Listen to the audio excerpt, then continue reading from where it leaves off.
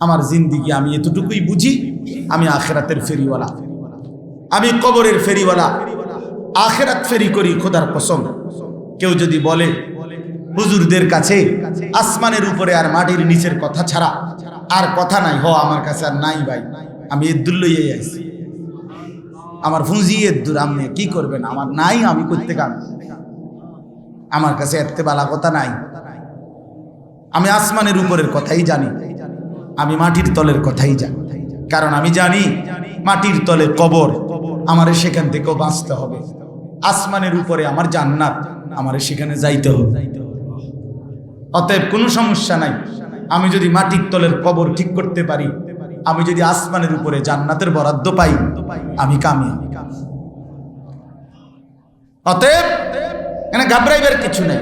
হুজুররা জানে কি, ওই আপনি যেদ্দুর ভাবছেন এদ্দুরে জানে, অসুবিধা কি? মনে করেন আপনি যেদ্দুর মনে করছেন এদ্দুরে জানি, মনে করেন আমি 25 গ্রাম জানি, আপনি 1000 গ্রাম জানেন, ওই এদ্দুরে। আপনি দেখবেন হাসরের ময়দানে, দেখবেন কোরআন শরীফে আছে, ইন্নাল্লাযীনা আজরামু কানু মিনাল্লাযীনা আমানু ইয়াদহাকুন। আল্লাহ বলে আজকে নাফরমান দুনিয়ায় ইমানদার নেককার বান্দাদেরকে দেখে হাসে। আমি আল্লাহ ওয়াদা দিলাম, ফালইয়াউমাল্লাযীনা আমানু মিনাল কুফফারি ইয়াদহাকুন, সেদিন হাসরের মাঠে আমার ইমানদার বান্দা বেঈমানদেরকে দেখে হাসবে। আজ নাফরমান তোমরা হাসো, অচিরেই আমার ইমানদার বান্দা হাসবে। হাসবে, তুমি যারে ব্যঙ্গ করেছিলে, বিদ্রুপ করেছিলে, সেই হাসবে, আর তুমি কাঁদবে, তুমি কাঁদবে। ওয়াকালু লাউ কুন্না নাসমাউ আও নাকিলু মা কুন্না ফি আসহাবিস সাঈর।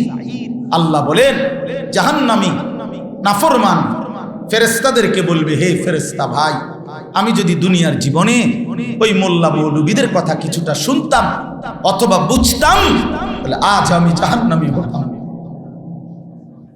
ফাতারাফু বিদামবিহিম, নাফরমান তার জীবনের সমস্ত গুনার স্বীকৃতি দিবে। ফাসুহকাল লিআসহাবিস সাঈর, ফেরেশতা তখন লাথি দিয়া বলবে, দূর হ শয়তান, যা নাফরমান, জাহান্নামে যা। কাইন্দা আর কোনো লাভ নাই, চিল্লাইয়া আর কোনো লাভ নাই, আমারে শুনাইয়াও আর কোনো লাভ। হ্যাঁ, কোরআন শরীফ আছে, ওয়া নাদাউ ইয়া মালিকু লিয়াকদি আলাইনা রাব্বুক ক্বালা ইন্নাকুম মাকিসুন। জাহান্নামী নাফরমান ফেরেশতাকে ডাক দিয়া বলবে, ফেরেশতা তোমার আল্লাহরে কদ্দুর কও না, আমার জাহান্নামের এই আগুনে না জ্বালাইয়া একেবারে মৃত্যু দিয়া শেষ করে দিতে। ওরে বলো না, আল্লাহরে কদ্দুর কও না, আমি আর পারছি না ভাই।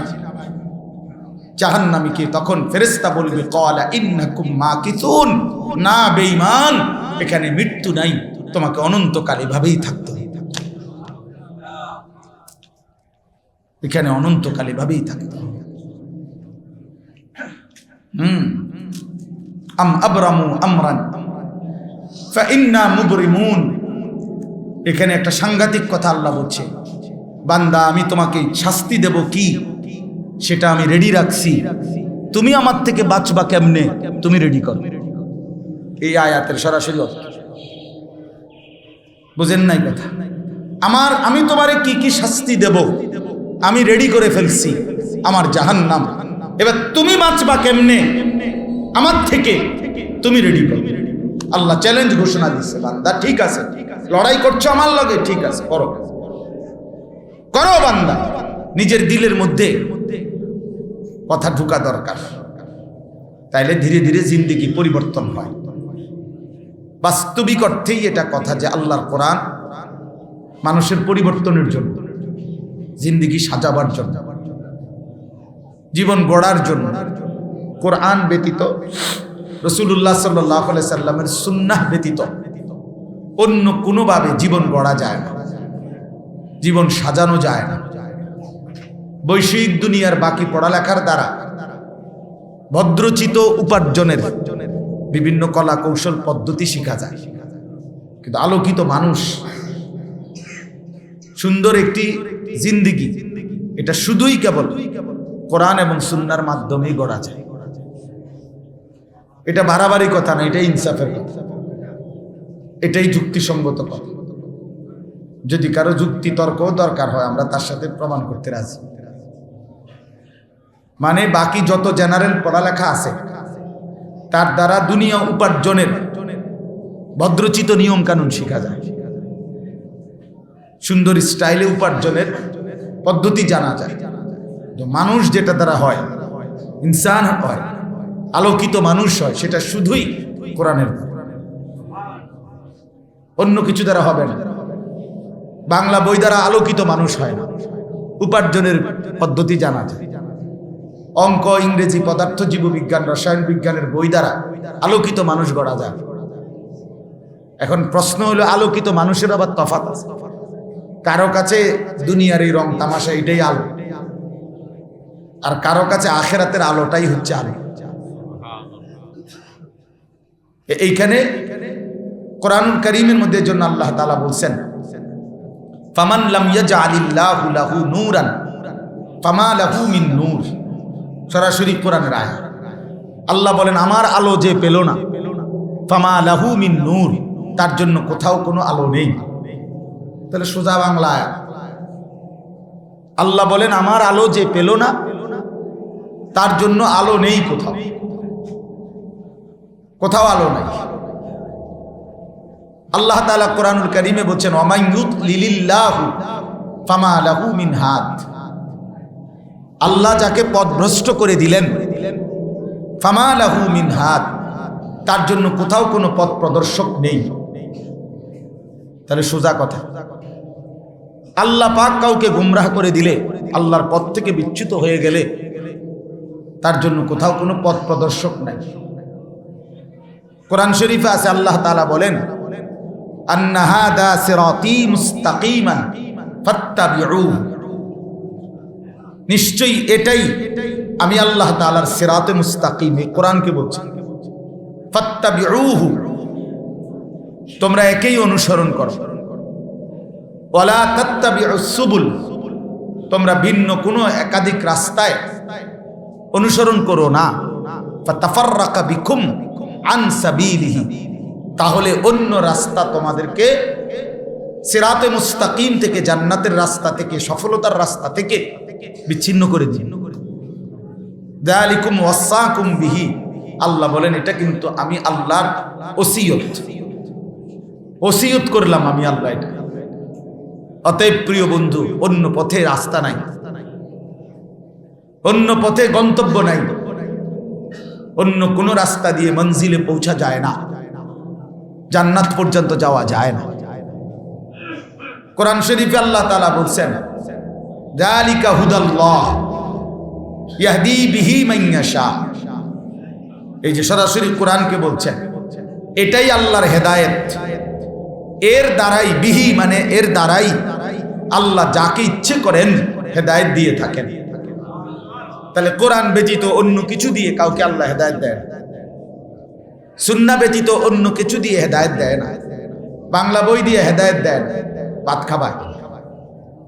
অঙ্ক বই দিয়ে হেদায়েত দেয় না, ভাত খাওয়ায়। পদার্থ জীববিজ্ঞান বই দিয়ে হেদায়েত দেয় না, ভাত খাওয়ায়, উপার্জন শেখায়। ঠিক আছে,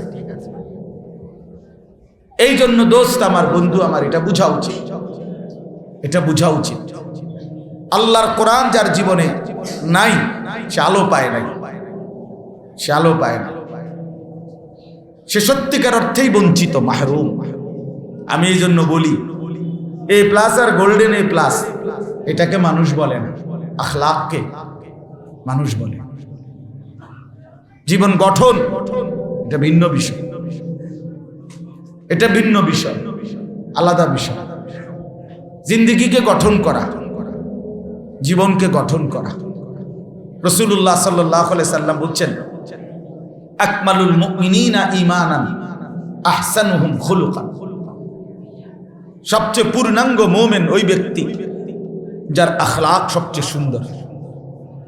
আর আখলাক শুধু শুদ্ধ কথাকে বলে না, আখলাক আপাদ মস্তক, দিন শরীয়ত মেনে আল্লাহর হুকুমের উপরে চলা, এটাই আখলাক, এটাই জিন্দেগি। কথা তো বলে সুন্দর, শুদ্ধ, কিন্তু পেশাব করে যথাযথ পদ্ধতিতে পাক হয় না, পবিত্র হয় না, তো এটা কিসের আখলাক? কথা তো বলে শুদ্ধ, আল্লাহকে তো সেজদা দেয় না, এটা কিসের আখলাক?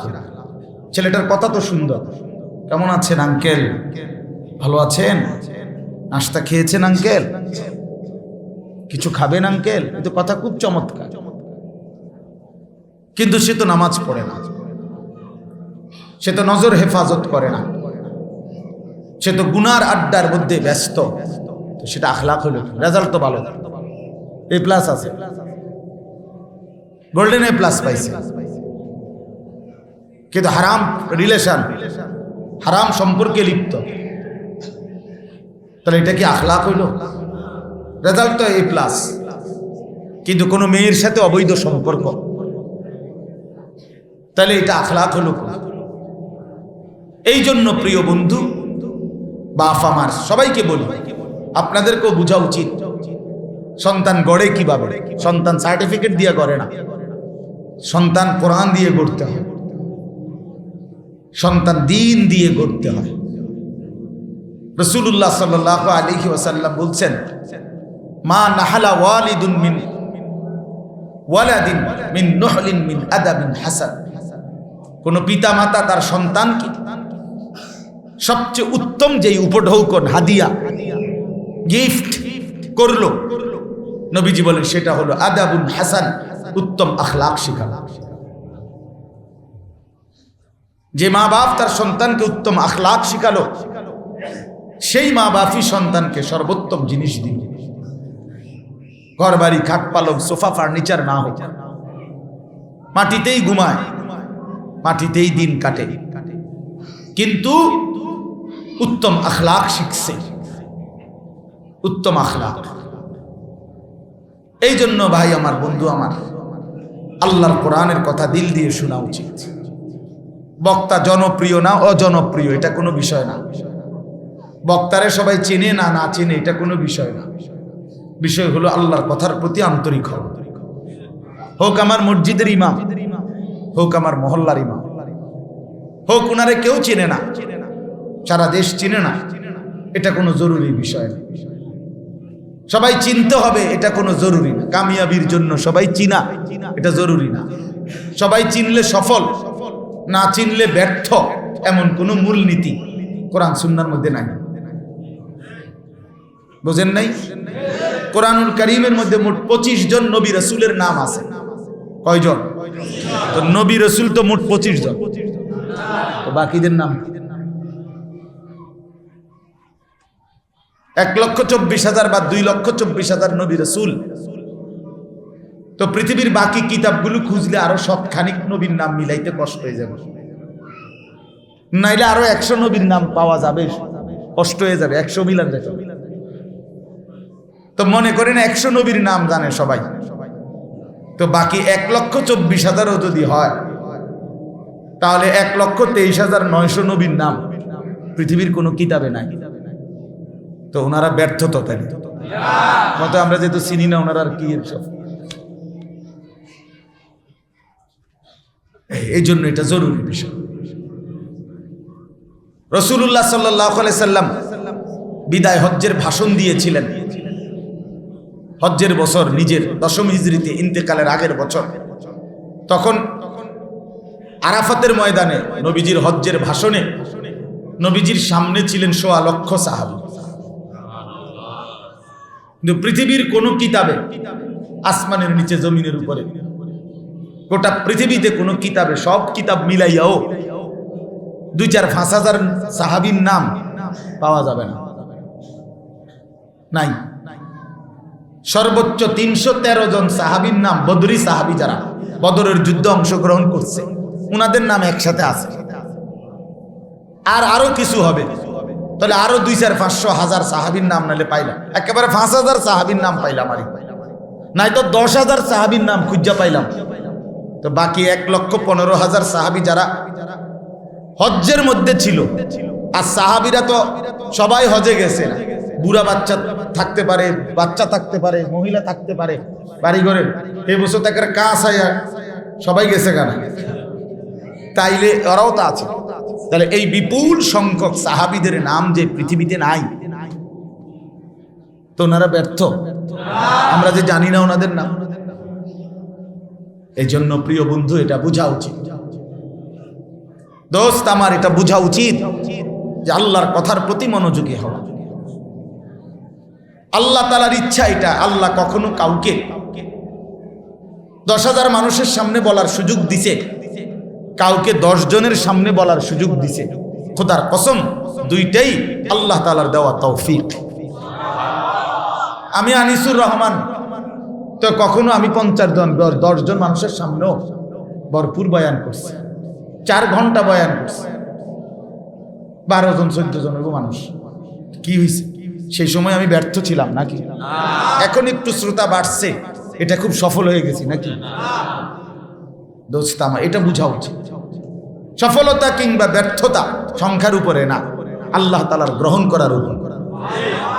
ফামান যুহজিহা আনিন নার ওয়া উদখিলাল জান্নাতা ফাকাদ ফাজা। সরাসরি কোরআনের আয়াত, সবাই বুঝেন। নিয়মতান্ত্রিক গতানুগতিক প্রতি বছর করতে হয় একটা মাহফিল, এই জন্যই শুধু যেন মাহফিল না হয়। ইন্তেজামওয়ালাদের কাছেও আমার বিনীত অনুরোধ, আয়োজকদের কাছেও যে বাফ, এটা ফিকির রাখবেন উম্মতের পরিবর্তন হচ্ছে কিনা। রুগী তো 14 দিন পরে ডাক্তার নিচে লিখে দেয় 14 দিন পরে দেখা করবেন, 21 দিন পরে দেখা করবেন, 1 মাস পরে দেখা করবেন। পরবর্তীতে তো আবার রুগীর হালাত ডাক্তার সাহেব খেয়াল করে পরিবর্তন আছে কিনা, তাহলে ওষুধ চেঞ্জ করে, নতুন ওষুধ দেয়। তাহলে আমাদের লক্ষ্য করা উচিত আমার শ্রোতার হালাত কি, আমার মহল্লার হালাত কি। বছরের পর বছর ওয়াজ হলো, কিন্তু উম্মতের কোনো নড়াচড়া নাই, তাহলে কি লাভ হলো ভাই?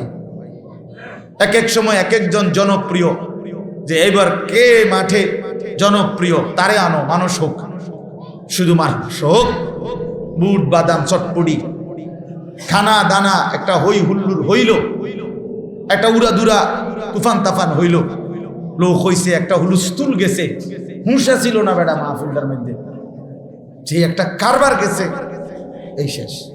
এটাই মাহফিল বলে? ছেলেরা, আমি মাহফিলের আসার জন্য একজন রাহাবার আসতে কইছি, মোটরসাইকেল দিয়ে পথ দেখাবার, হেরা গেছে মনে ফোনসার। প্রতি মোটরসাইকেলে 2 জন করে হলে তাহলে 100 জন।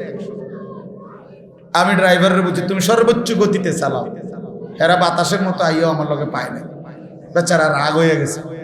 আমি তারে এক চাইতে বড় ধমক দিছি, যে আমি তো তোমারে আসতে বলি নাই, তোমার ঘরে কোনো দিনও বলি নাই কাউরে।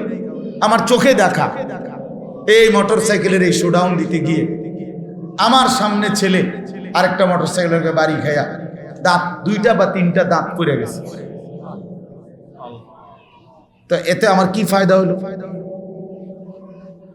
কি অর্জন হইল বলেন?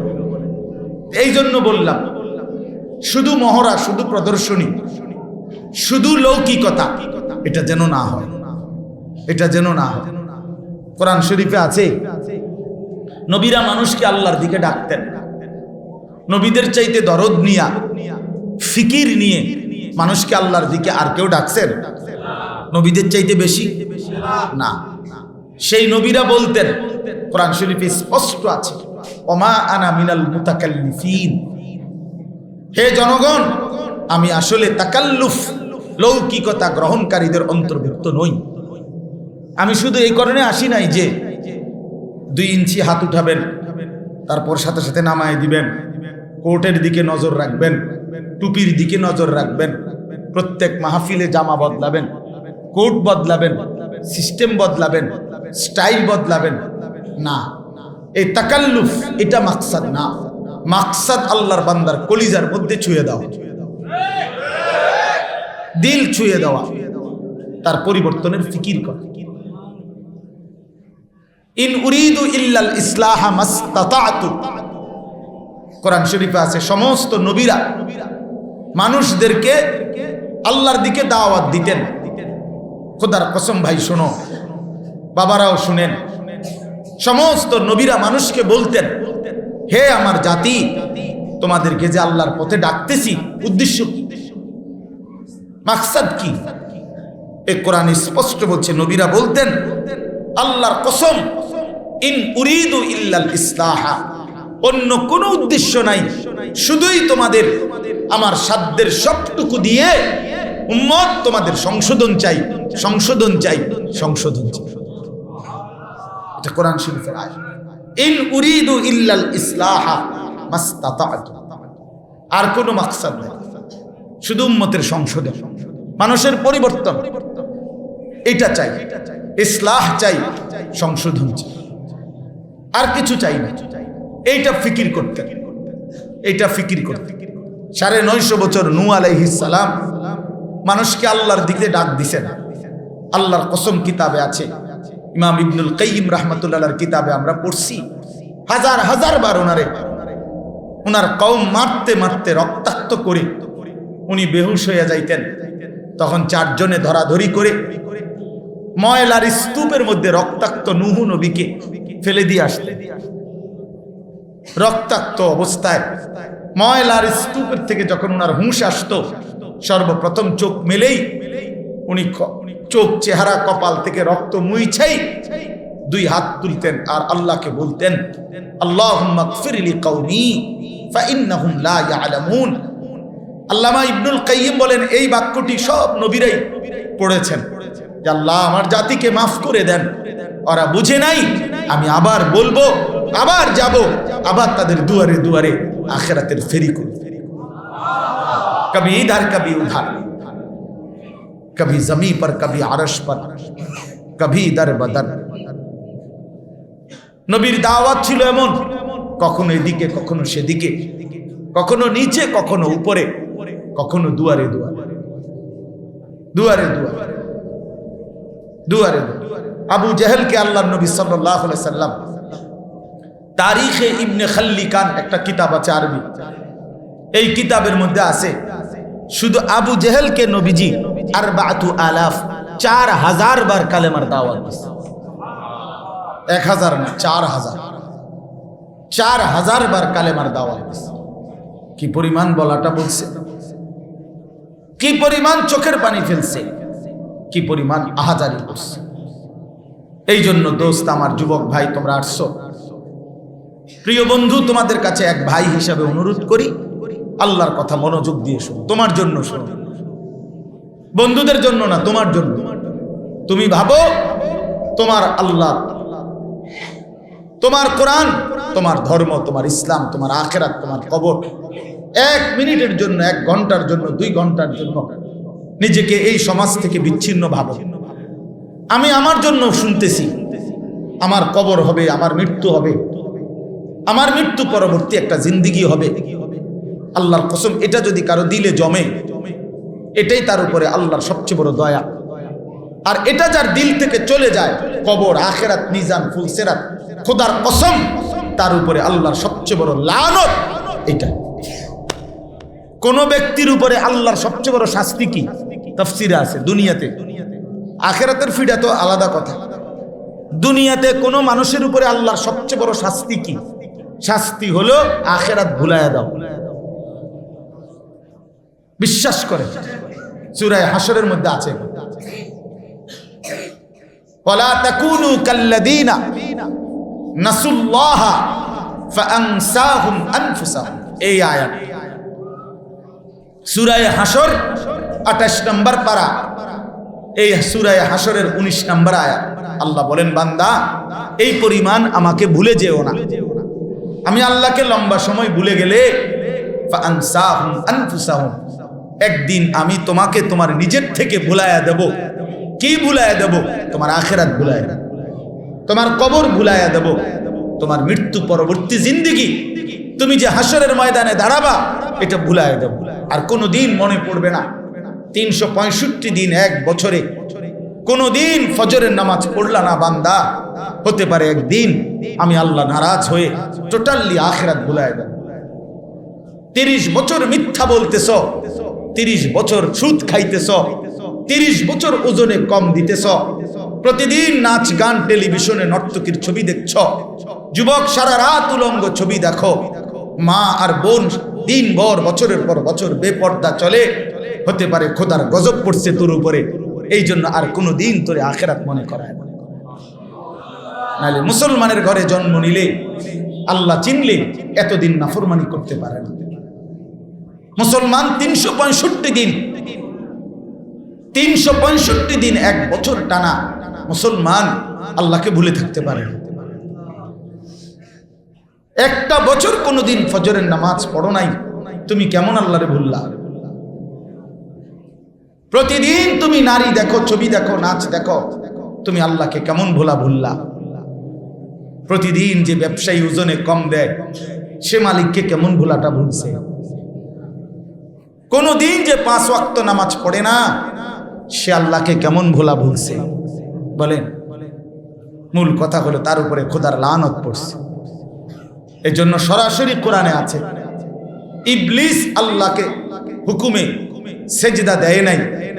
আল্লাহ তাআলা এই একটি সেজদা না দেওয়ার কারণে তারে 3টা অভিশাপ দিয়েছে। 1 নাম্বার বলছে, ইবলিস আজকের থেকে তুই শয়তান। এই জন্য যে সেজদা দেয় না সে শয়তান। 2, ইবলিস ফখরুজ ফা ইন্নাকা রাজিম, তুই বের হ আমার দরবার থেকে, তুই অভিশপ্ত, রাজিম। এই জন্য যে সেজদা দেয় না সে রাজিম, অভিশপ্ত। 3 নাম্বার আল্লাহ বলছে, ওয়া ইন্না আলাইকা লানাতা ইলা ইয়াউমিদ্দিন। এই বেনামাজি যুবক শোনো, আল্লাহ বলছে ইবলিস তুই সেজদা দিলি না, তো আজকে থেকে নিয়ে কিয়ামত দিবস পর্যন্ত তোর উপরে আমি আল্লাহর লানত, আল্লাহর লানত, আল্লাহর লানত, আল্লাহর লানত, তোর উপরে খোদার গজব, খোদার গজব, খোদার গজব। এজন্য বেঈমান মনে রাখিস, সুখ মিলবে না।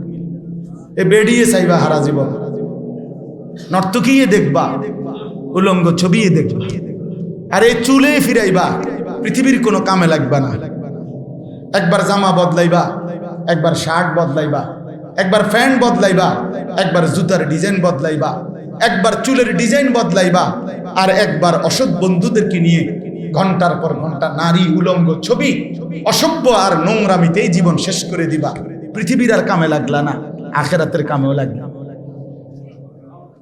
মানুষও না, জানোয়ারও না, পায়জামাও না, শার্টও না, হাফ প্যান্টও না, ফুল প্যান্টও না। হ্যাঁ হ্যাঁ, হাসি দিয়া উড়াই দিও না। ভেবে দেখো বন্ধু, তুমি কি কামে লাগছো? একজন সুস্থ স্বাভাবিক মানুষের জীবন উদ্দেশ্য শুধু এই চুল ফিরানো? এটা একটা জীবন হইল? এটা একটা কাজ হইল? ভাই কর বুঝিয়ে সারাদিন বইয়ে বইয়ে চুল ফিরা, এটা একটা জিন্দিগি? আমরা তো ঘন্টা না, মিনিট পর্যন্ত গুন্না চলি।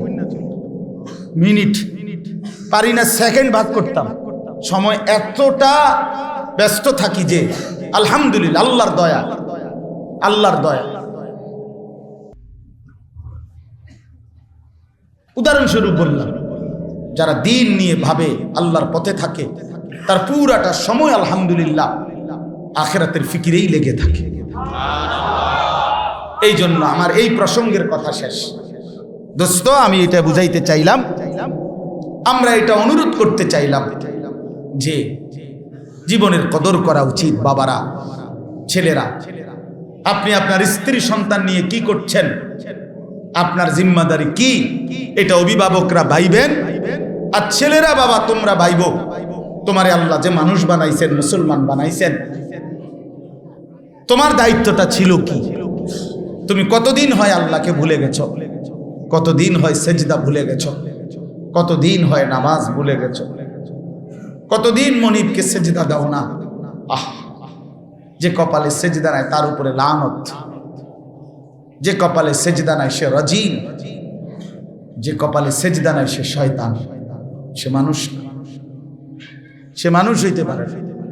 আল্লাহ তাআলা মানুষকে বানাইছেন ইবাদতের জন্য। অতএব যেই মানুষ ইবাদত যার দ্বারা হচ্ছে না, সে আর কিসের মানুষ? এটাকে বানাইছে এই মাইকের এটা কথা শোনাবার জন্য। এখন যদি আমি 10 মিনিট চেষ্টা করার পরও এটা দিয়ে আওয়াজে না বাইর হয়, মাইকওয়ালাও যদি এটা দিয়ে কোনো আওয়াজ খটর মটর করে বাইর করতে পারে না, মনে করেন আওয়াজে হচ্ছে না। এখন 10 মিনিট 20 মিনিট পরে সবাই সেটা রাগ হইয়া কি বলবে? বেড়া তোর এটা মাইকও না, মাইকের জাতও না। বলবি কি না বলবি? তুই ফিসে দিয়ে ফিট তোর কপালে বেড়া, তুই রে বেড়া অসভ্য বেড়া, এটা কি মাইক আনছো? এটা মাইকের জাত কেন? যেটা মাকসাদ এটা হচ্ছে না, ঠিক কি না বলে? এই জন্য 365 দিনে কোন দিন ফজরের নামাজ পড়ো নাই। মনে রাখো হাইওয়ান, তুই মানুষ না, মানুষের জাত না বেটা, তুই বেটা, তুই মানুষ না, মানুষের জাত না বেটা, মানুষের জাত না, তুই জানোয়ার না তো জানোয়ার কেডা বেটা, তুই চতুষ্পদ জন্তু না তো জন্তুটাকে, তুই হাইওয়ান না তো হাইওয়ানটাকে বেটা। তোরে তো আল্লাহ বানাইছিল ইবাদতের জন্য, আচ্ছা ওই কামটাই যে তো তোরে দিয়ে হয় না, তুই কিসের মানুষের জাত? 10 মিনিট পরে যদি হয় এটার প্রতি এই আচরণ যে মানুষের মাইকের জাত না, 365 দিনও তুমি কি এর মানুষের জাত? নাফরমান। 365 দিন কি খামখেয়ালি কথা? একদিন দুই দিন, একটা বছর নামাজ পড়ে না কেমনে? 6 মাস কোনদিন ফজরের নামাজ পড়ে না কেমনে? আল্লাহর কসম, এটা আমার কাছে পৃথিবীর, আমারে যদি কেউ জিজ্ঞেস করে, আমি বলছি বহুদিন, পৃথিবীতে সবচেয়ে আশ্চর্য বস্তু কি? আমার কাছে মনে হয় এইটাই পৃথিবীতে সবচেয়ে আশ্চর্য বস্তু আমার কাছে। মুসলমানের বাচ্চা কেমনে 365 দিন লাগাতার নামাজ পড়ে না 5 ওয়াক্ত? এই জানোয়ার কেমনে মানুষ হইল? আমার এইটা বুঝা আমার কাছে পৃথিবীর সবচেয়ে আশ্চর্য জিনিস মনে হয় আমার দৃষ্টিতে। এটাই হলো পৃথিবীর সবচেয়ে অবাক করা বিষয়। এটা কেন? এর মানুষ বলবে কোন যুক্তিতে? মানুষকে তো আল্লাহ তাআলা বানাইছেন সেজদার জন্য। এই কপাল বানানোই হয়েছে সেজদার জন্য, বাতের জন্য। এই কপাল বানাইছিলেন সেজদার জন্য। সেজদার শব্দের অর্থই কি আরবিতে আছে? সেজদা কাকে বলে? ওয়াদউল জাবহাতি আলাল আরদ। আলেমদেরকে জিজ্ঞেস করে সেজদা কাকে বলে? জমিনের মধ্যে কপাল রাখা, এটারে সেজদা। জমিনের মধ্যে কি রাখা? তাহলে কপাল আল্লাহ বানাইছেনই সেজদার জন্য, সেজদার জন্য, বাতের জন্য, দুনিয়াবি বিষয়ের জন্য, দুনিয়াবি বিষয়ের জন্য। দুনিয়ার খাদ্য খাবার বন্ধু আল্লাহ তাআলা এমনিই খাওয়ায়, এমনি খাওয়ায়। দুনিয়ার খাবার, পেশাব পায়খানা, ঘুম, যৌন চাহিদা, এগুলো আল্লাহ তাআলা কুত্তারও পূরণ করে। কুত্তাও খায়, কুত্তাও ঘুমায়, কুত্তাও পেশাব পায়খানা করে, কুত্তারও যৌন চাহিদা পূরণ হয়। এজন্য কুকুরেরও বাচ্চা কাচ্চা হয় না? তাহলে এরই নাম যদি জীবন হয়, তাহলে ওই জানোয়ারের সাথে তফাৎ কি? মানুষ মানে তাকে বলে যে ভাত খায়, মানুষ তাকে বলে যে ঘুম যায়, তো জানোয়ার ঘুমায় না? জানোয়ার পেশাব পায়খানা করে না? তো তাইলে হে আর মানুষের তফাৎ কি? তাহলে তফাৎ ভিন্ন কিছু। ভাত মাছ চাল ডাল আহার নিদ্রা এর নাম মানুষ না বন্ধু, এ তো জানোয়ারেরও আছে। তাহলে মানুষ আলাদা কি? যে গোলামি করে, যে সেজদা করে, যে মালিক চিনে, যে আখিরাত চিনে, যে গন্তব্য চিনে, তাকে মানুষ বলে। তাকে মানুষ বলে। আমি আসলাম কোত্থেকে, আমি যাব কোথায়, আমারে পাঠাইলো কে? এই সুন্দর আসমান ও জমিন, এই কায়নাত দিয়ে যিনি আমাকে লালন পালন করছেন, তিনি আমার কাছে কিছুই চান না? কি দোস্ত, কি পড়লা? প্রিয় ভাই বলো, কি পড়লা? কি গোড়ার ঘাস কাটলা? আল্লাহ চেনো না? এক ওয়াক্ত নামাজ পড়তে মন চায় না, তোমার মতো ছাগল পড়লা কি? আরে হাইওয়ান, কি পড়লা? বাংলা, অঙ্ক, ইংরেজি, পদার্থ, জীববিজ্ঞান ছাড়াও পৃথিবী চলতে ভাত খেতে পারতাম। মূর্খ মানুষে যেমনি ভাত খায়, মূর্খ ব কলম নাম দস্তখত করতে জানে না, এমন মানুষও দুনিয়া ভোগ করে, করে না? তাইলে দুনিয়া তো এগুলো ছাড়াও ভোগ করা যায়, কিন্তু আখিরাত তো কোরআন ছাড়া, সেজদা ছাড়া বন্ধু এক ঢোক পানিও মিলবে না। বাংলা, অঙ্ক, ইংরেজি ছাড়াও দুনিয়া মিলে, কিন্তু কোরআন ছাড়া আখিরাত মিলে না। মিলে? বলেন, ইনসাফের কথা বলেন। আমি নিষেধ করি না পড়তে, জেনারেল পড়া নিষেধ না, খোদার কসম নিষেধ করি না, আমরা জেনারেল পড়ালেখা করছি। আমি প্রতিদিনই বলি, আমি কুমিল্লা ভিক্টোরিয়া কলেজ থেকে মাস্টার্স পাস করছি। 1998 সালে এসএসসি দাখিল পাস করছি সায়েন্স বিজ্ঞান বিভাগ থেকে। সমগ্র বাংলাদেশে ফার্স্ট হয়েছে, 1 নাম্বার সারা বাংলাদেশে। আজকের যিনি প্রধান অতিথি উনি আমার কলিজার টুকরা উস্তাদ আল্লামা হারুন আল মাদানী। আমার মতো অসংখ্য অগণিত ছাত্র সারা পৃথিবীব্যাপী যার পবিত্র হাতে এলেম শিখছে, তিনি আমাদের সেই প্রিয় উস্তাদ আল্লামা হারুন আল মাদানী। আমার জিন্দেগির প্রথম পড়ালেখা, জীবনে প্রথম স্কুল প্রাইমারি পাশ করে সর্বপ্রথম মাদ্রাসার পড়া শুরু করছি টুমচর মাদ্রাসা, জীবনের প্রথম। এখানে আমি এখন আমার পুরো মনে নাই, কিন্তু আমার খুব আজকে মনে হয়েছে এতটুকু। এইখানে আমার একজন প্রিয় বন্ধুর বাড়ি, নোয়াখালী ইসলামিয়া মাদ্রাসার এখন শিক্ষক মাওলানা মাহফুজ ভাই, ওর বাড়ি খুব সম্ভব এখানে সয়ানি। ওনার আব্বা কারামতিয়ার প্রিন্সিপাল ছিলেন, ইন্তেকাল করছিলেন। হুজুরের নাম হলো জি মাওলানা আব্দুর রউফ সাহেব। এই ওনার ছেলে, বড় ছেলে মাওলানা মাহফুজ, চিনেন না? ও আমার বন্ধু, আমরা একসাথে টুমচর মাদ্রাসায় আমরা একসাথে ফাজেল পাশ করছি। ওনার বাড়ি মনে হয় এখানেই কোথাও। আমি ছোটবেলায় ছাত্র জীবনে একবার আসছিলাম ওর সাথে, এটা মনে আছে। আমাদের ডাক্তার আবুল বাশার সাহেবের বাড়িও এদিকে খুব সম্ভব। জিদ্দা থাকে, যে জিদ্দা, জি সৌদি আরব থাকেন উনি আজকে বহু বছর যাবত।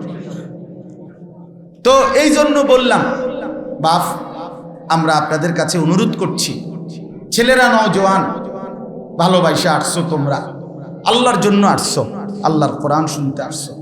তোমাদের কাছে প্রিয় বন্ধু এই হই হুল্লুর করে ঠেলাঠেলি করে আসলা, আবার নিজের মতো করে চলে গেলা। একজন হুজুর আমি আসছিলাম একটু বক্তব্য দিতে, 2-4টা শব্দ শুনে চলে গেলা।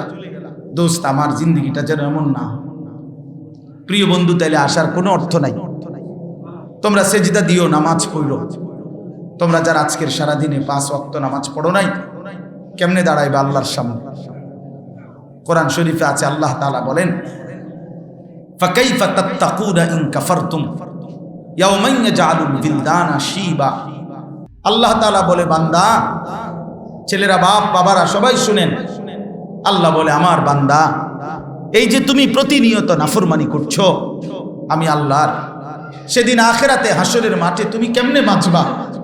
যেই দিনের পেরেশানি, একদিনে হাসরের ময়দানের পেরেশানি, কষ্ট, যন্ত্রণা, দুঃখ একদিনে, খোদার কসম আল্লাহ বলে, কোলের বাচ্চা বুড়া হয়ে যাবে, কোলের বাচ্চা বুড়া। কোরআন শরীফের আয়াত, সূরা মুজাম্মিলের আয়াত। ফাকাইফা তাত্তাকুন ইন কাফারতুম ইয়াওমান ইয়াজআলুল বিলদানা শিবা। বান্দা, করছোটা কি বান্দা? আল্লাহ যেন কাছে নিয়ে বলছে, এই আনিস, করছোটা কি? কতদিন হয় ফজরের নামাজ পড়ো না? আরে করছোটা কি? কেমনে উলঙ্গ ছবি দেখতেছ? আমি আল্লাহ তো দেখতেছি বান্দা,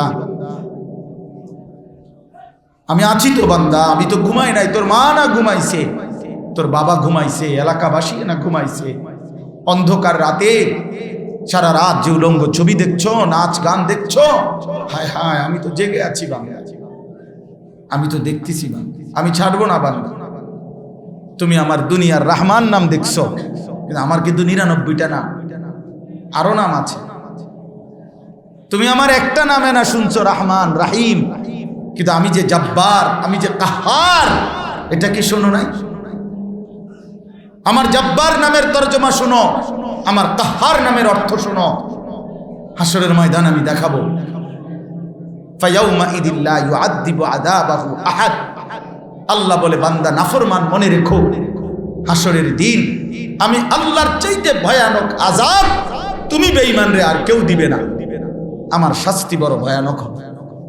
আল্লাহ নিজে যেখানে ঘোষণা দিছে, সেখানে অবস্থাটা কি হবে? এত বড় মালিক আল্লাহ যখন বলছে, তোরে আমি সাংঘাতিক ফিডা ফিটমু, এবার ফিডাটা কেমন হবে? কথা বোঝেন নাই? আল্লাহ তো বলছে আমি ফিট মু, এটা কয় নাই, তোর সাংঘাতিক ফিটা দেব। আন্না আযাবি হুয়াল আযাবুল আলীম। আল্লাহ বলছে আমার আযাব সে তো বড় ভয়ানক আযাব। আল্লাহ বলছে আলা ইয়াদুন্নু উলাইকা আন্নাহুম মাবউসুন। বান্দা তুমি কেন ভাবছো না তুমি কি হাসরের ময়দানে দাঁড়াবা না? তুমি কি মরবা না? তোমার কি খবর হবে না? তুমি কি আল্লাহর মুখোমুখি হইতে হবে না? লিয়াউমিন আযীম, সে তো বড় ভয়ানক দিন। ইয়াউমা ইয়াকুমুন নাসু লিরাব্বিল আলামিন। আল্লাহ তাআলা বলেন সেদিন তো তোমরা সকলেই আল্লাহ পাকের সামনে হাসরের ময়দানের পুরাটা টাইম দাঁড়িয়ে থাকবে। এজন্য নওজোয়ান বাবারা, আমাদের এই মাকসাদ, আমি ব্যক্তিগতভাবে আমার জিন্দিগি আমি এতটুকুই বুঝি, আমি আখিরাতের ফেরিওয়ালা, আমি কবরের ফেরিওয়ালা, আখিরাত ফেরি করি খোদার কসম। কেউ যদি বলে হুজুরদের কাছে আসমানের উপরে আর মাটির নিচের কথা ছাড়া আর কথা নাই, আমার কাছে আর নাই ভাই, আমি এদ্দুর লইয়াই আইছি, আমার ফুঁজি এদ্দুর, আপনি কি করবেন, আমার নাই, আমি করতে গান, আমার কাছে এতে বালা কথা নাই। আমি আসমানের উপরের কথাই জানি, আমি মাটির তলের কথাই জানি, কারণ আমি জানি মাটির তলে কবর, আমারে সেখান থেকেও বাঁচতে হবে। আসমানের উপরে আমার জান্নাত, আমারে সেখানে যাইতে হবে।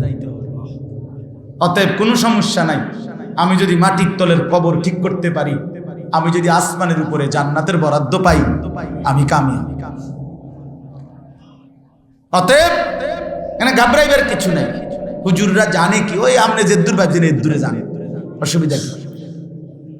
মনে করেন আপনি যেদ্দুর মনে করছেন এদ্দুরে জানি, মনে করেন আমি 25 গ্রাম জানি, আপনি 1000 গ্রাম জানেন, ওই এদ্দুরে। আপনি দেখবেন হাসরের ময়দানে, দেখবেন কোরআন শরীফে আছে ইন্নাল্লাযীনা আজরামু কানু মিনাল্লাযীনা আমানু ইয়াদহাকুন। আল্লাহ বলে আজকে নাফরমান দুনিয়ায় ইমানদার নেককার বান্দাদেরকে দেখে হাসে। আমি আল্লাহ ওয়াদা দিলাম ফালইয়াউমাল্লাযীনা আমানু মিনাল কুফফারি ইয়াদহাকুন, সেদিন হাসরের মাঠে আমার ইমানদার বান্দা বেঈমানদেরকে দেখে হাসবে। আজ নাফরমান তোমরা হাসো, অচিরেই আমার ইমানদার বান্দা হাসবে। হাসবে, তুমি যারে ব্যঙ্গ করেছিলে, বিদ্রুপ করেছিলে, সেই হাসবে, আর তুমি কাঁদবে, তুমি কাঁদবে। وقالوا لو كنا نسمع او نعقل ما كنا في اصحاب السعير। আল্লাহ বলেন জাহান্নামী নাফরমান ফেরেশতাদেরকে বলবে, হে ফেরেশতা ভাই, আমি যদি দুনিয়ার জীবনে ওই মোল্লা মৌলবীদের কথা কিছুটা শুনতাম অথবা বুঝতাম, তাহলে আজ আমি জাহান্নামী হতাম। ফাতারাফু বিদামবিহিম, নাফরমান তার জীবনের সমস্ত গুনার স্বীকৃতি দিবে। ফাসুহকাল লিআসহাবিস সাঈর, ফেরেশতা তখন লাথি দিয়া বলবে, দূর হ শয়তান, যা নাফরমান, জাহান্নামে যা। কাইন্দা আর কোনো লাভ নাই, চিল্লাইয়া আর কোনো লাভ নাই, আমারে শুনাইয়াও আর কোনো লাভ। হ্যাঁ, কোরআন শরীফ আছে ওয়ানাদাউ ইয়া মালিকু লিয়াকদি আলাইনা রাব্বুক ক্বালা ইন্নাকুম মাকিসুন। জাহান্নামী নাফরমান ফেরেশতাকে ডাক দিয়া বলবে, ফেরেশতা তোমার আল্লাহরে কদ্দুর কও না আমার জাহান্নামের এই আগুনে না জ্বালাইয়া একেবারে মৃত্যু দিয়া শেষ করে দিতে। ওরে বলো না আল্লাহরে কদ্দুর কও না, আমি আর পারছি না ভাই। জাহান্নামীকে তখন ফেরেশতা বলবে, ক্বালা ইন্নাকুম মাকিসুন, না বেঈমান, এখানে মৃত্যু নাই, তোমাকে অনন্তকাল এভাবেই থাকতে হবে, এখানে অনন্তকাল এভাবেই থাকতে হবে।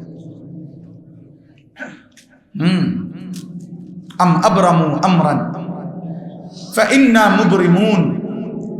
এখানে একটা সাংঘাতিক কথা আল্লাহ বলছে, বান্দা আমি তোমাকে শাস্তি দেব কি সেটা আমি রেডি রাখছি, তুমি আমার থেকে বাঁচবা কেমনে তুমি রেডি করো। এই আয়াতের সরাসরি অর্থ বুঝেন নাই কথা। আমি তোমারে কি কি শাস্তি দেব আমি রেডি করে ফেলছি, আমার জাহান্নাম। এবার তুমি বাঁচবা কেমনে আমার থেকে, তুমি রেডি করো। আল্লাহ চ্যালেঞ্জ ঘোষণা দিচ্ছে, বান্দা ঠিক আছে লড়াই করছো আমার লগে, ঠিক আছে করো, করো বান্দা। এত মিথ্যা, এত চুরি, এত ডাকাতি, এত জিনা, এত ব্যভিচার, এত সুদ, এত ঘুষ, এত ওজনে কম দেওয়া, বছরের পর বছর এইভাবে ঘরে টেলিভিশন চলে, নাচ গান চলে, জিন্দিগি ভর চেহারা সুরত থেকে রসুলের সুন্নাত ছড়ায় দিলা, 60 বছর 70 বছর পর্যন্ত বিড়ি সিগারেট খাইয়াই গেলা, কথায় কথায় গালি দাও, হারাম খাও, অবৈধ উপার্জন করো, স্ত্রী বেপর্দা, মেয়ে বেপর্দা, ছেলে নামাজ পড়ে না, মেয়ে নামাজ পড়ে না, কি তামাশার জিন্দিগি, এ কি জিন্দিগি বাপ? এটা মুসলমানের ঘর কেমনে? এটা ইমানদারের ঘর কেমনে? যে ঘরের কেউ ফজরের নামাজ পড়ে না, যে ঘরের কেউ আল্লাহর কোরআন পড়তে জানে না, এরা মুসলমানের ঘর কিভাবে বাবা? ইনসাফের সাথে বলেন, ইনসাফের সাথে বলেন। এবার শুনেন আমার এই আয়াতের তর্জমা, তাইলে আমার কথা শেষ হয়ে যাবে।